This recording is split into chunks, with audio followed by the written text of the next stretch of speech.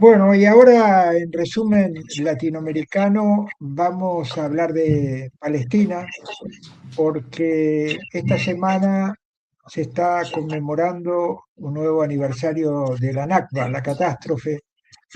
Esa catástrofe que empezó en el 46, algunos dicen mucho antes, pero que se consolidó en el 48, allá por mayo del 48, y que costó al pueblo palestino realmente muchos dolores como los que está sufriendo hoy también. Pero si hay algo que el pueblo palestino ha demostrado a lo largo de estos años es que resiste y que esa resistencia nos hace más mejores a todos nosotros y a nosotras porque nos contagia sobre todo de la voluntad y fundamentalmente del espíritu de pelea que tiene el pueblo palestino, que por estos días está demostrándolo permanentemente. Hoy va a estar con nosotros Lora Abuaita, es palestina, reside en el Estado español, en Andalucía, y con ella vamos a hablar de la Nakba, sobre todo de estas dos Nakba, la de hace 76 años y también que actualmente estamos viviendo y que gracias a que la complicidad mundial no actúa como debería actuar contra el sionismo y contra el fundamental apoyo al sionismo que es el Estado que dirige Donald Trump, evidentemente la Nakba puede llegar a continuar y la resistencia también. ¿Qué tal? ¿Cómo te va, Lora? Un gusto tenerte y bueno, preguntarte, ¿qué sabes? ¿Cómo te enteraste vos a través de los años de lo que fue esa Nakba del 48? Hola Carlos, pues primero muchas gracias por invitarme y bueno, lo que estás comentando es muy importante, pero lo que quería comentar yo es que la Nakba es una Nakba que sigue, continúa hasta hoy en día desde hace ya 100 años. Claro, lo que tenemos marcado, digamos, el 46 hasta el 48, el establecimiento del ente sionista israelí, es básicamente es un marco temporal, digamos, de la Nakba, pero la Nakba ya había empezado antes y sigue hasta hoy en día. Porque cuando hablamos de la Nakba hablamos de un acto de limpieza étnica, que fue lo principio que ha hecho el ente sionista para establecer su estado racista y masacrando a poblaciones palestinas durante años y años. Pero lo que seguía haciendo es asesinar a los palestinos, ocupar más tierras durante todos estos años. Entonces, desde el 48, la Nakba no ha parado. Y la catástrofe, el asesinato, la limpieza étnica en específico, que es lo que estableció a este Estado, nunca ha parado.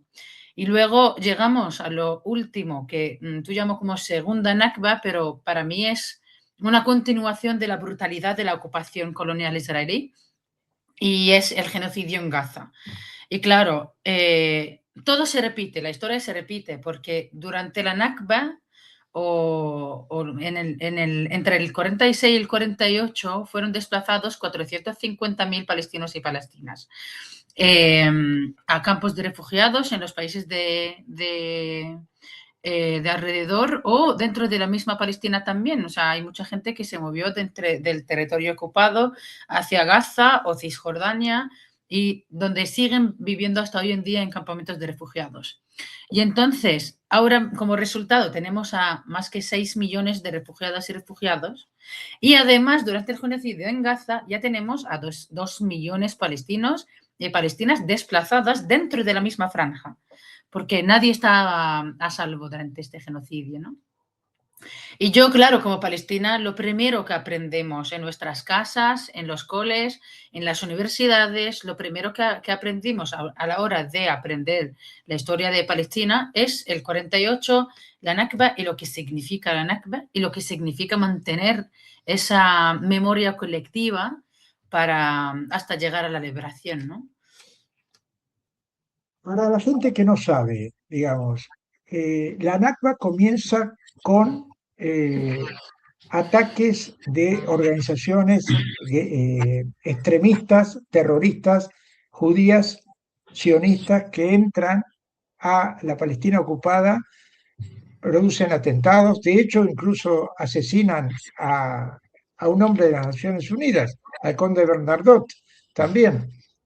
Y con la colaboración británica por momentos, por otros momentos no, pero esto no hubiera sido posible sin complicidades internacionales. Ahora, eh, ¿qué provocó en el pueblo palestino, además de irse hacia la diáspora o a refugiarse en el propio territorio palestino? Porque se perdieron pueblos, se perdieron casas, hay una señal, una identificación del palestino llevándose la llave de sus casas. Había idea de que se podía volver pronto. Claro. Bueno, has mencionado en principio de que hay gente que dice que ha empezado antes del 46 y esto es muy importante porque los sionistas ya habían entrado a Palestina, al territorio ocupado, ya desde principios del siglo, ¿no? Y empezaron a establecer sus asociaciones, sus grupos, e incluso ya estableciendo, digo, a nivel territorial, ¿no? Y estos sionistas entraron a Palestina por la complicidad, claro, de Gran Bretaña en aquel momento, porque Inglaterra, o sea, Gran Bretaña estaba gobernando Palestina, estábamos bajando bajo el mandato británico. Entonces, con la ayuda del mandato británico y con la declaración de Balfour, ya empezaron los judíos sionistas a entrar a Palestina y establecer sus grupos y sus asociaciones sionistas. Por lo cual, pensamos que sí, que llevamos más que 100 años, digamos, de ocupación israelí, ¿no? Entonces, lo que pasa luego es que estos grupos ya empiezan a organizarse y a atacar a las poblaciones palestinas y en aquel momento, claro, desde aquel momento se había enfrentado con la resistencia palestina desde hace tiempo ya, pero se aumentó bastante en el 46 porque ya empezaron a ocupar tierras, a sacar gente de sus casas y lamentablemente también había complicidad de otros ejércitos en el que decían, bueno, saliros ahora y vais a volver pronto en cuanto acabe la guerra, ¿no?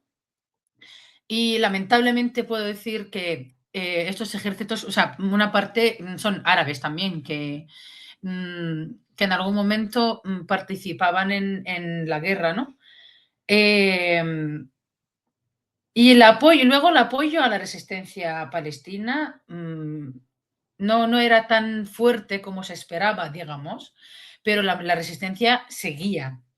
Y claro, durante estos 2 años, digamos, de la ocupación de Palestina, entre el 46 y el 48, se aumenta mucho la resistencia y llevar a las llaves de la casa era algo como muy, no era simbólico, ahora se quedó como simbólico, ¿no? Era por crianza de que, bueno, esto va a pasar y vamos a volver, pero tenemos que estar en sitios a salvo, lejos de los ataques de los sionistas y volveremos a casa. Y poco a poco iban desplazándose hasta que nunca volvieron, pero se quedaron con las llaves de la casa. Y claro, allí cuando ya empezaron a construir los campamentos de refugiados en los países vecinos, se cambió, o sea, se convirtió la llave en un símbolo de retorno, del derecho a retorno de los refugiados y refugiadas que fueron desplazados durante la Nakba. Y esto ya no es nada solamente, o sea, no es solamente relacionado con los refugiados y refugiadas, sino se relaciona con toda la memoria colectiva. Y para nosotros los palestinos y palestinas, aunque no estemos en campamentos de refugiados, también tenemos las llaves colgadas en nuestras casas o por lo menos el símbolo, porque pensamos y creemos de que el derecho al retorno es el número uno siempre y es uno de los derechos que siempre luchamos por ello, porque es fundamental. Así como tú dices muy bien que hay una Nakba continua, también hay una complicidad continua. No es casualidad que el Estado de Israel, entre comillas, nace gracias a la complicidad de los mismos que hoy son cómplices para apoyar al sionismo o para mirar a un costado. Las famosas Naciones Unidas de aquella época son las que facilitan precisamente que el pueblo palestino sea realmente ocupado y darle la legalidad al ocupante. Esto es una línea continua. Y después, obviamente, vinieron una tras otra masacres, porque yo te quería llevar ahora a este 7 de octubre del 2023 del que tanto se ha hablado y que, según las versiones, para algunos recién empezó todo. Y el pueblo palestino tiene precisamente una cadena desde el 48, tú dices muy bien, de hace 100 años, de permanentes masacres y ataques. Tú, tu familia, por ejemplo, para ir a un caso muy concreto, ¿tu familia vive en Palestina? ¿Salió de Palestina? ¿Cómo es el caso? Contanos un poco.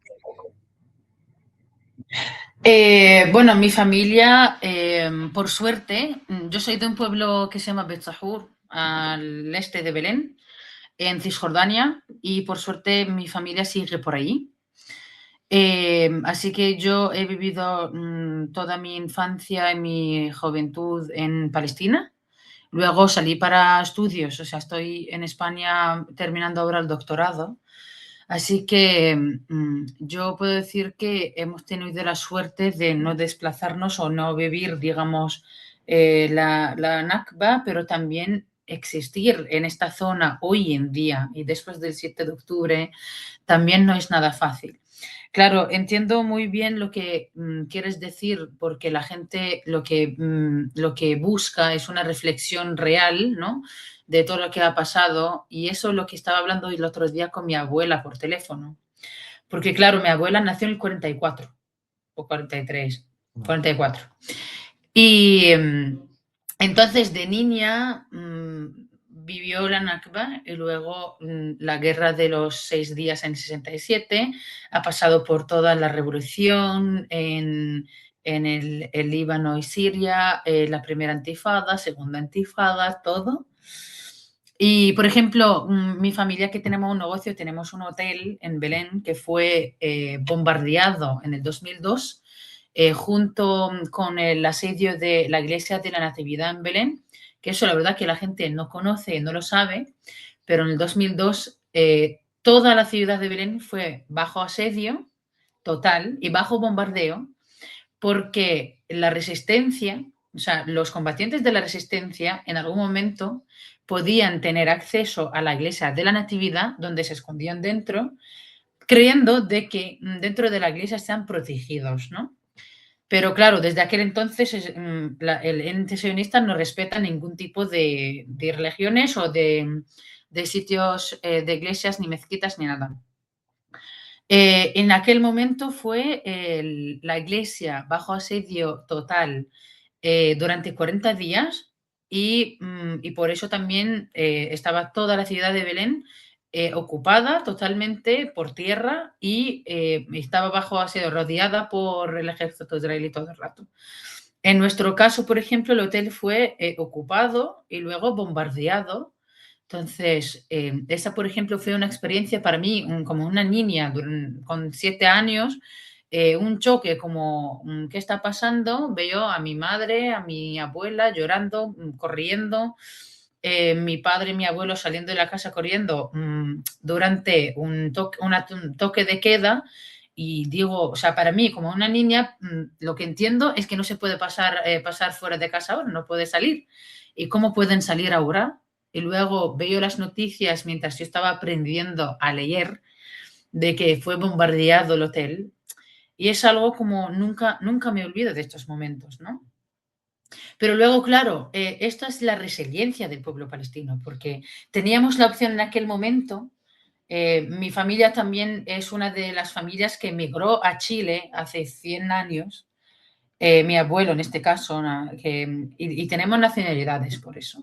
Entonces, teníamos la opción de salir durante la segunda intifada e ir, por ejemplo, a Chile, porque es fácilmente que tenemos una familia, tenemos facilidades y demás, pero lo que es ser palestino es siempre volver desde cero sin quejarse, ¿no? Es decir, nos mantenemos por allí en la tierra, mantenemos nuestras vidas, nuestros negocios, porque en algún momento, si tú dejas la tierra, pierdes todo. Y para los palestinos y las palestinas especialmente, que somos un pueblo de más campesinos, estamos muy conectados a la tierra y la tierra nos significa muchísimo.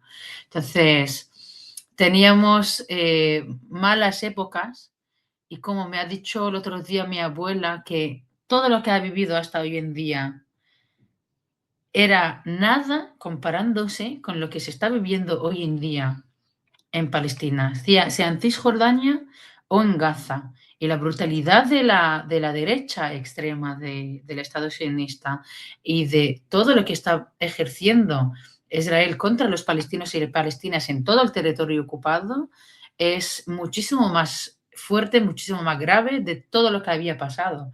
Entonces, siempre la Nakba continúa, pero siempre con más brutalidad. Y es lo que la gente tiene que conocer, que yo ahora tengo 31 años. Desde que tenía 5 años veo la ocupación continua, agresiones, violencias, paso por checkpoints, no puedo pasar por un lado a otro sin pasar por un checkpoint, podría pasar en las calles unas horas y horas y horas solamente porque está cerrado un checkpoint en una carretera que reúne toda la tierra de Cisjordania junta. Entonces, no podemos decir o culparle al 7 de octubre, porque allí no empezó nada. Allí fue un acto de resistencia en respuesta a un asedio, a un bloqueo que lleva más que 18 años a la Franja de Gaza, y esto se puede justificar fácilmente por resistencia y defender a la tierra. El tema de Gaza es uno de los temas más dolorosos, sobre todo, no solamente porque, como vos decís, la Nakba continúa, sino porque está muy expuesta la gran mentira de estas complicidades de las que hablábamos antes, donde se hace un alto el fuego y desde el principio Israel no lo cumple y nadie amonesta a Israel y sí se ve todos los días cómo niños, niñas, ancianos son asesinados con total impunidad. ¿Qué reflexión te hace vos que sos tan joven y que has vivido todo lo que has vivido, este tema de la impunidad que estamos viviendo actualmente y que lo de Palestina es un caso extremo, ya directamente, para quien dice que en el mundo las cosas marchan ordenadamente, precisamente lo que ocurre en Palestina es una de las caras más siniestras de este poder de los demócratas, entre comillas, y sobre todo de los occidentales, que son los que finalmente financian estas matanzas. Vamos, es que hablabas antes también de la complicidad, ¿no? Y yo creo que todo esto está relacionado. Al fin y al cabo, lo que está pasando no es una guerra entre dos pueblos o no es una solamente ocupación de una tierra que es Palestina en este caso y punto, no, porque todo está muy bien relacionado. Y la complicidad esa viene de un sistema colonial internacional donde forman parte los israelíes, los Estados Unidos y todos los países que financian este genocidio o el Estado sionista israelí. Entonces, nosotros estamos ahora, hoy en día estamos en digamos, un confrontamiento contra el imperialismo y la colonización en el mundo. No puedo separar yo, por ejemplo, Estados Unidos de Israel o Gran Bretaña o Alemania o lo que sea. No, es que la complicidad viene por formar parte del proceso colonial y la ocupación colonial de no solamente Palestina, sino de todos los recursos y las tierras de los pueblos ocupados en todo el mundo, donde hay mucho interés y mucho dinero, ¿no? Y entonces yo no puedo hablar de Palestina y dejar de hablar de los indígenas en América Latina, por ejemplo. No puedo hablar de Palestina y no hablar de Siria, de Líbano, de Irán, de todo lo que está pasando hoy en día en la región, ¿no? Y para mí esto está todo muy relacionado, muy conectado, porque una vez defendemos, por ejemplo, a Líbano, es defender a toda la humanidad y es encontrarnos en el lado contra el imperialismo y el colonialismo internacional, ¿no? Y yo cuando busco lo transeccional, digamos, o lo que nos reúne a todos los pueblos es básicamente la opresión que recibimos por parte de estos poderes capitalistas, coloniales, que están robando nuestras vidas, nuestras tierras y nuestra cultura incluso, para establecer sus intereses eh, en cambio a nuestras vidas, ¿no?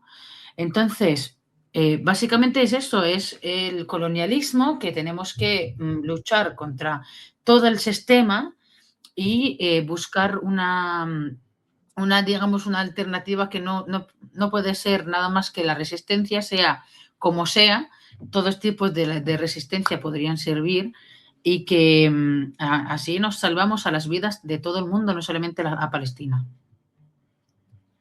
¿Qué pensás de la autoridad palestina que durante todo este proceso, pero antes también, esta es una opinión personal, nosotros escribimos sobre esto permanentemente porque nos parece realmente muy lesivo para lo que es la causa palestina, ha tomado un papel de, incluso en Jenin, de estar eh, chivateando a los combatientes, deteniéndolos y muchas veces asesinándolos.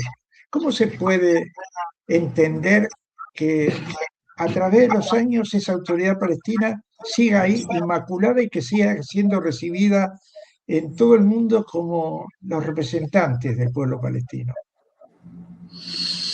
Lamentablemente, tocas un tema. Duro, ya sé que es Bueno, al duro, final, pero claro,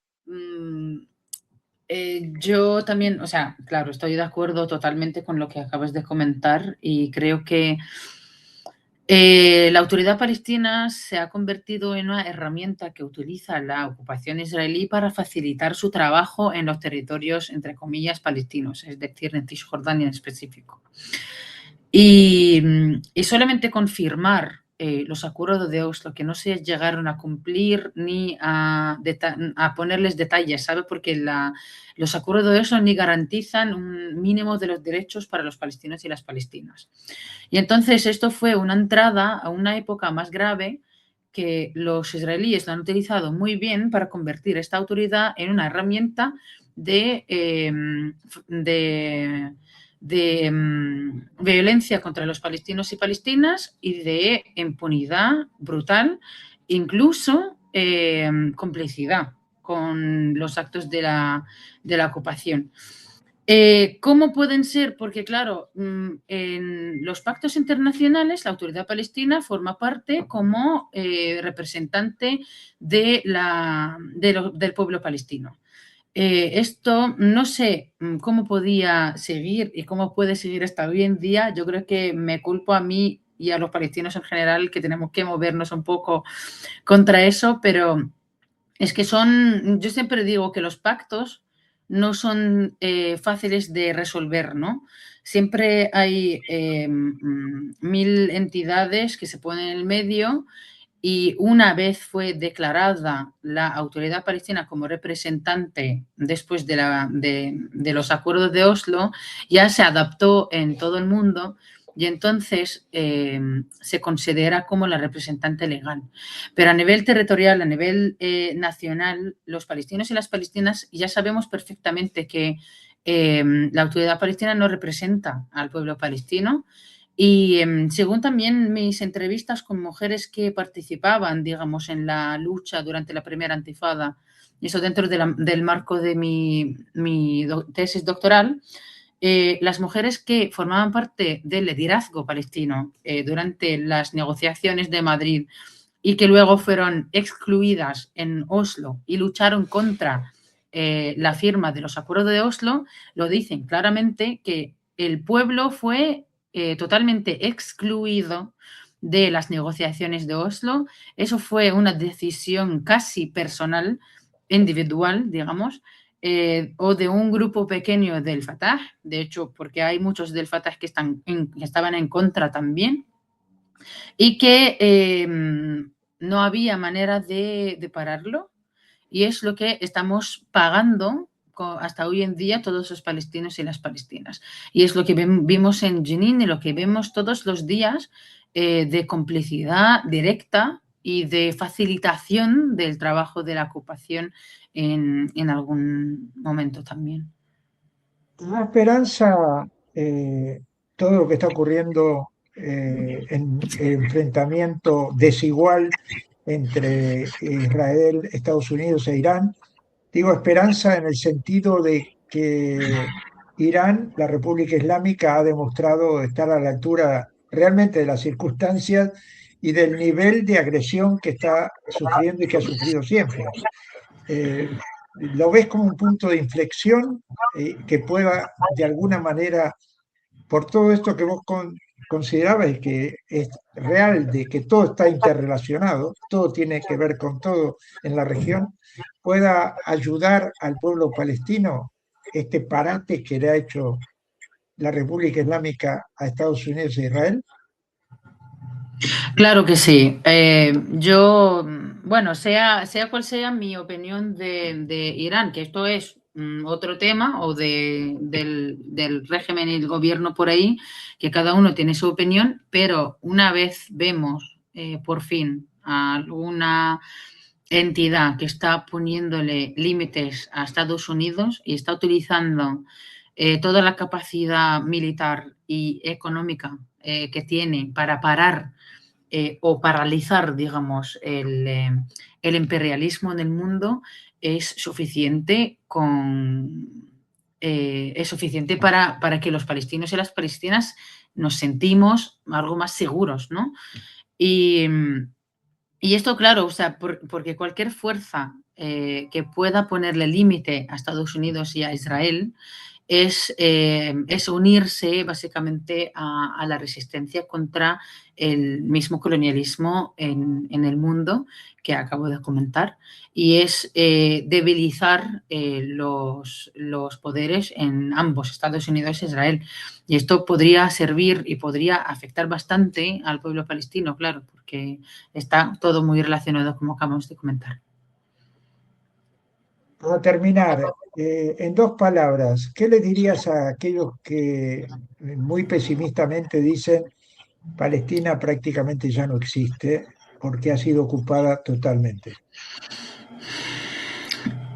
Puede que sigan ocupando tierras, esto sí, pero los palestinos y las palestinas seguimos por allí. Y solamente con existir estamos resistiendo, y con mantener nuestra memoria colectiva y mantener nuestra resistencia, nunca vamos a perder a Palestina. Porque aunque no esté como territorio, digamos, pero nosotros existimos y vivimos en Palestina, vamos a estar ahí siempre, lo que significa que Palestina va a seguir y existe. Mientras hay ocupación, habrá resistencia, y mientras hay resistencia, habrá existencia siempre. Gracias, Laura. Fue un gustazo tenerte con nosotros y por supuesto que sepas que, como siempre, toda nuestra solidaridad con el pueblo palestino, lo sentimos como nuestra patria también. Cada uno de los que hemos estado en Palestina sabemos la calidad humana que tiene el pueblo, tu pueblo. Yo estuve para segunda intifada también allí y realmente volví con la sensación de que ese pueblo es invencible. Y, y esto es lo que se está demostrando al correr de los años. Te mando un abrazo enorme y bueno, ya habrá ocasión para que nos sigamos viendo y conectando por esta vía o por otra. Muchísimas gracias, Carlos. Muy bien.